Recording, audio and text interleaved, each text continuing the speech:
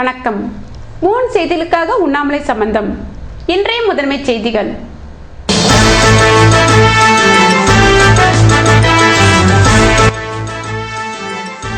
பெரிய மார்க்கெட்டில் தவறி விழுந்து மரணமடைந்த தொழிலாளியின் குடும்பத்திற்கு நிவாரண நிதி. சக தொழிலாளர்கள் வியாபாரிகள் உதவிக்கரம்.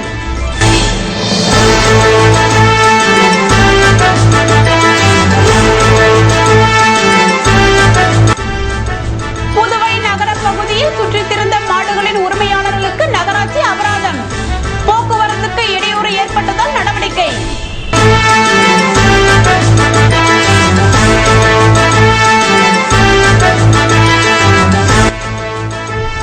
மாற்றுத்திறனாளிகள் தினவிழா கொண்டாட்டம். மாநில விருது பெற்றவர்களுக்கு ரொக்கப்பணம் மற்றும் சான்றிதழ் வழங்கினார் முதல்வர் ரங்கசாமி.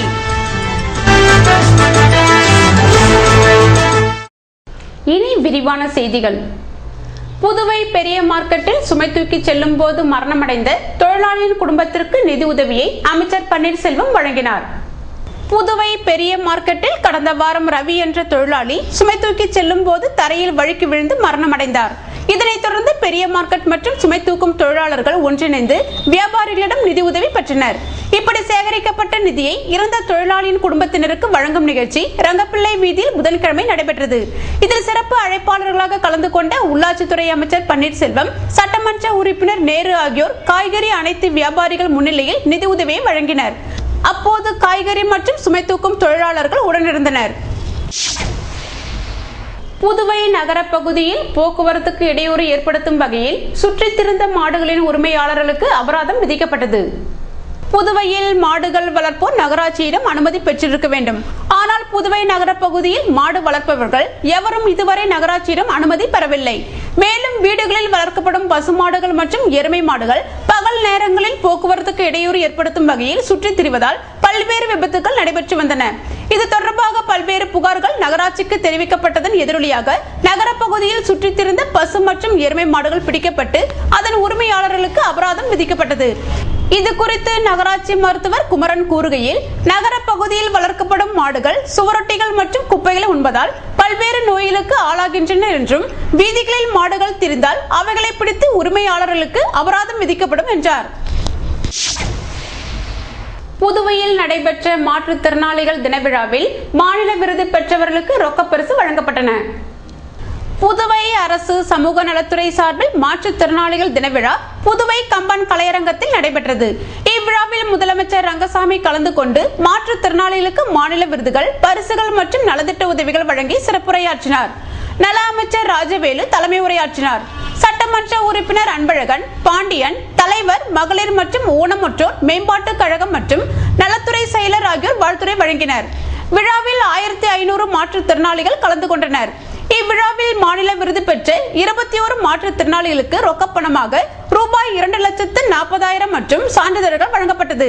மாற்றுத்திறனாளிகள் திருமண ஊக்கத்தொகையாக 30 தம்பதிகளுக்கு ரூபாய் 9 லட்சம் வழங்கப்பட்டது.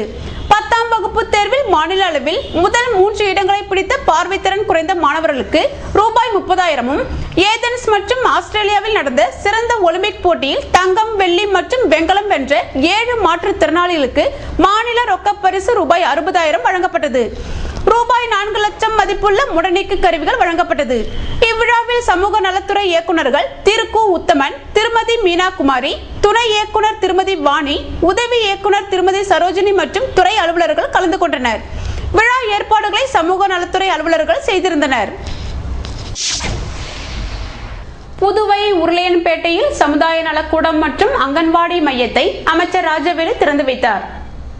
புதுவை உருளையன்பேட்டை செங்கோதியம்மன் கோவில் வீதியில் ஆதி திராவிடர் நலத்துறை நிதியின் கீழ் 26 லட்சம் ரூபாய் செலவில் கட்டப்பட்டுள்ள சமுதாய நலக்கூடம் மற்றும் அங்கன்வாடி மைய திறப்பு விழா புதன்கிழமை நடைபெற்றது. இதில் சிறப்பு விருந்தினராக கலந்து கொண்ட அமைச்சர் ராஜவேலு, அமைச்சர் பன்னீர்செல்வம், சட்டமன்ற உறுப்பினர் நேரு முன்னிலையில் சமுதாய நலக்கூடம் மற்றும் அங்கன்வாடி மையத்தை திறந்து வைத்தார். இந்நிகழ்ச்சியில் உள்ளாட்சித்துறை செயலர் ராகேஷ் சந்திரா, உள்ளாட்சித்துறை இயக்குனர் ருத்ரகவுடு, நகராட்சி ஆணையர் சுப்பிரமணிய ராவ் மற்றும் பொதுமக்கள் கலந்து கொண்டனர். புதுவையில் வயல்வெளிகள் மற்றும் நீர்நிலை பகுதியில் வலை விரித்து பறவைகளை வேட்டையாடுவோர் மீது தகுந்த நடவடிக்கை எடுக்கப்படும் என்று வனத்துறையினர் எச்சரித்துள்ளனர். புதுவையில் வடகிழக்கு பருவமழை துவங்கிவிட்டதால் நாரை, மடையான், கொக்குகள் போன்றவை இரை தேடி வயல்வெளிகளுக்கு அதிகமாக வர துவங்கியுள்ளன. இதனை சிலர் வலைவிரித்து பிடித்து செல்வதாக வனத்துறையினருக்கு தகவல் வந்ததை அடுத்து வனத்துறையினர் வயல்வெளி பகுதியை கண்காணித்தனர். இதனை கண்டவர்கள் அங்கிருந்து தப்பியோட அருகில் சென்று பார்த்த வனத்துறையினர் வலையில் சிக்கிய நாரைகள், மடையான்கள் மற்றும் கொக்குகளை மீட்டு மீண்டும் வானில் பறக்கவிட்டனர். பருவநிலை காரணமாக நீர்நிலைகள் அதிகமாக உள்ள பகுதிகளில் உள்ள மீன்கள் மற்றும் புழுக்களை உணவாக உட்கொள்ள பறவைகள் அதிகமாக வருவதை குறிவைக்கும் கும்பல் இவற்றினை வலைவிரித்தும் மயக்க மருந்துகள் வீசியும் பிடித்து வருவது கிராம பகுதியில் அதிகரித்துள்ளது. வனத்துறையினர் நாள்தோறும் இதுபோன்ற கிராம பகுதிகளில் அடிக்கடி சோதனை மேற்கொண்டால் இரை தேடி வரும் பறவைகள் வேட்டையாடப்படும் நிலைமை மாறும் என்று இயற்கை ஆர்வலர்கள் வேண்டுகோள் விடுத்துள்ளனர்.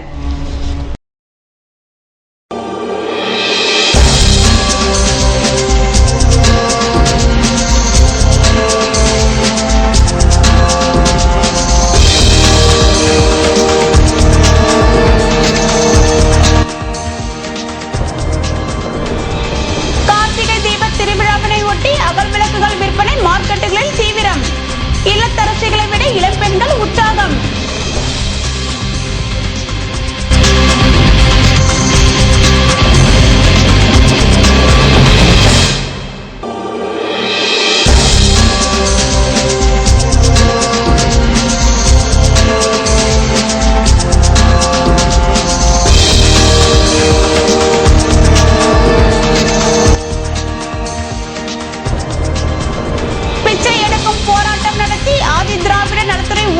தொடர் வேலை நிறுத்தம்.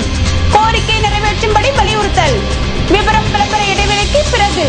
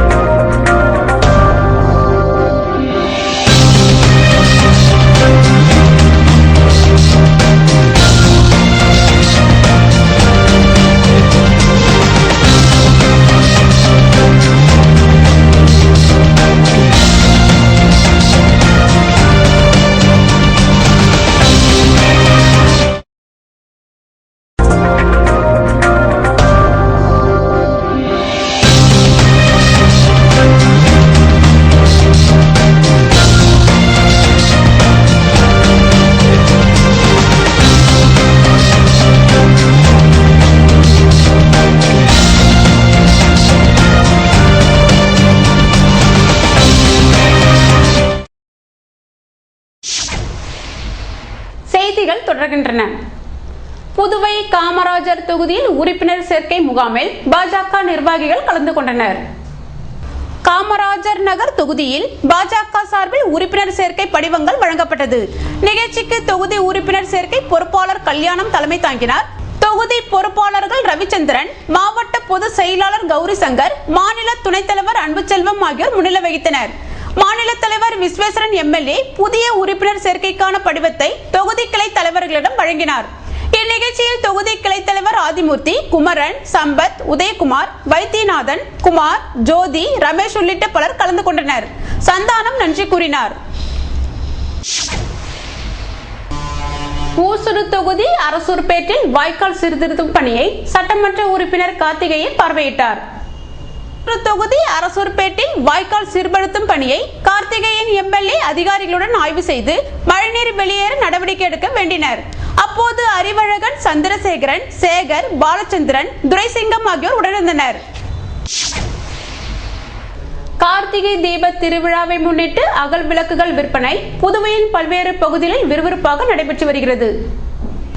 கார்த்திகை மாதத்தில் நடைபெறும் தீபத் திருவிழா நடைபெறவிருப்பதை முன்னிட்டு தங்கள் வீடுகளில் விளக்கேற்றி வழிபட வேண்டும் என்பதில் இல்லத்தரசிகள் கூடுதல் அக்கறை காட்டி வரும் நிலையில் வீடுகளின் அனைத்து பகுதியிலும் விளக்குகள் வைக்க வேண்டும் என்ற ஆர்வம் குழந்தைகளின் விட்டு வைக்கவில்லை. கார்த்திகை தீபத் திருவிழாவை இந்த ஆண்டு உற்சாகத்துடன் கொண்டாட வேண்டும் என்ற ஆர்வம் இல்லத்தரசிகளை விட இளம் பெண்களை சுறுசுறுப்படைய செய்துள்ளது. இதனால் மண் அகல் விளக்குகள், பீங்கான் அகல் விளக்குகள் நகரின் பல்வேறு இடங்களில் விற்பனை செய்யப்பட்டு வருகிறது. மண் விளக்குகளை விட பீங்கான் விளக்குகள் பார்ப்பதற்கு அழகாகவும் எண்ணெயை மிச்சப்படுத்தும் வகையில் இருப்பதால் அதனை வாங்குவதில் மக்கள் ஆர்வம் காட்டுகின்றனர். பீங்கான் விளக்குகள் வருகையால் மண் அகல் விளக்கு விற்பனை குறைந்துள்ளதாக அதனை தயாரித்தவர்கள் கவலை தெரிவித்தனர். பணி நிரந்தரம் உள்ளிட்ட பல்வேறு கோரிக்கையை வலியுறுத்தி ஆதி திராவிட நலத்துறை ஊழியர்கள் பிச்சை எடுக்கும் போராட்டத்தில் ஈடுபட்டனர். தினக்கூலி மற்றும் பகுதி நேர ஊழியர்களை பணி நிரந்தரம் செய்ய வேண்டும், சமையல் பணியில் ஈடுபட்டுள்ளவர்களுக்கு ரிஸ்க் அலவன்ஸ் வழங்க வேண்டும் என்பது உட்பட 10 அம்ச கோரிக்கையை வலியுறுத்தி ஆதி திராவிட நலத்துறை ஊழியர்கள் சங்கத்தினர் காலவரையற்ற தொடர் வேலைநிறுத்த போராட்டத்தை டிசம்பர் 1ஆம் தேதியிலிருந்து துவக்கியுள்ளனர். இதன் தொடர்ச்சியாக புதன்கிழமை பிச்சை எடுக்கும் போராட்டம் நடத்தினர். இதற்கு தலைவர் ஆனந்தன், செயலாளர் திருநாவுக்கரசு ஆகியோர் தலைமை தாங்க அமைப்பு செயலாளர் அருள்தாஸ், செயலாளர் ஏழுமலை, பொருளாளர் அச்சுதன் ஆகியோர் முன்னிலை வகித்தனர். புதுவை அரசு ஊழியர் கூட்டமைப்பின் கௌரவ தலைவர் சேஷாச்சலம் சிறப்புரையாற்ற கூட்டமைப்பின் தலைவர் பாலகுமார், பொதுச் செயலாளர் சம்பந்தம் மற்றும் நிர்வாகிகள் உரையாற்றினர். இதில் ஆதி திராவிடர் நலத்துறை ஊழியர்கள் கலந்து கொண்டனர். காந்தி நகர் அரசு பள்ளியில் தேசிய பசுமைப்படை சார்பில் களப்பயணம் மேற்கொள்ளப்பட்டது. காந்தி நகர் அரசு உயர்நிலை பள்ளியில் தேசிய பசுமைப்படை சார்பாக ஆரணியாக்காட்டுக்கு களப்பயணம் மேற்கொண்டனர். களப்பயணத்தை தலைமை ஆசிரியர் ரவிச்சந்திரன் கொடியசைத்து துவக்கி வைத்தார். மாணவர்களிடம் ஆரணிக்காட்டின் சிறப்புகளையும் அதன் செயல்பாடுகளை நிர்வாக இயக்குனர் சரவணன் பயிற்சி அளித்தார். தேசிய பசுமைப்படை ஒருங்கிணைப்பாளர் பக்கிரிசாமி தலைமையில் ஆசிரியர்கள் திமோத், சோமலிங்கம் களப்பயணத்தை வழிநடத்தினர்.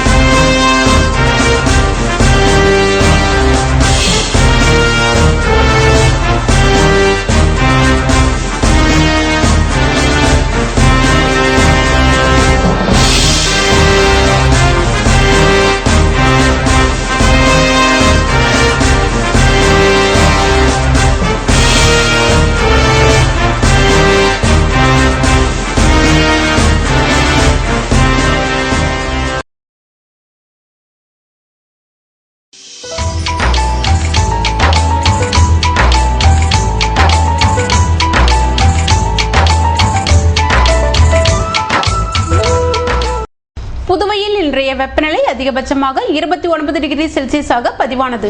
நாளைய வானிலை 30 டிகிரி செல்சியஸாக காணப்படுவதுடன் இரவில் பனி பெய்ய வாய்ப்பிருப்பதாக வானிலை மையம் தெரிவித்துள்ளது. புதுவை கடற்கரையிலிருந்து சுமார் 50 கிலோமீட்டர் தூரம் வரை இன்று 3 அடியாக காணப்பட்ட கடலலை உயரம் நாளை 2 அடியாக காணப்படும் என்றும், தென்மேற்கு திசையிலிருந்து 21 கிலோமீட்டர் வேகத்தில் பலத்த காற்று வீசும் என்று சென்னை வானிலை மையம் தெரிவித்துள்ளது.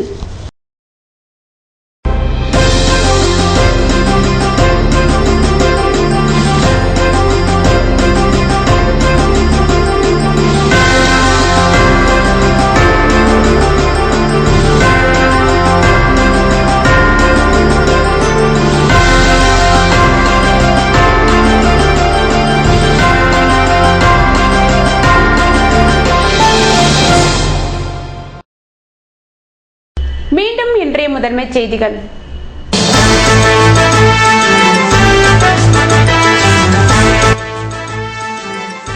பெரிய மார்க்கெட்டில் தவறி விழுந்து மரணமடைந்த தொழிலாளியின் குடும்பத்திற்கு நிவாரண நிதி, சக தொழிலாளர்கள் வியாபாரிகள் உதவிக்கரம்.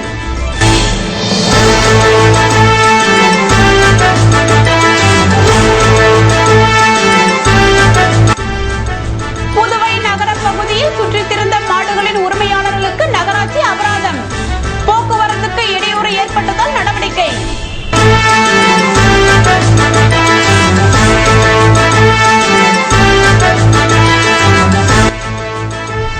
மாற்றுத்திறனாளி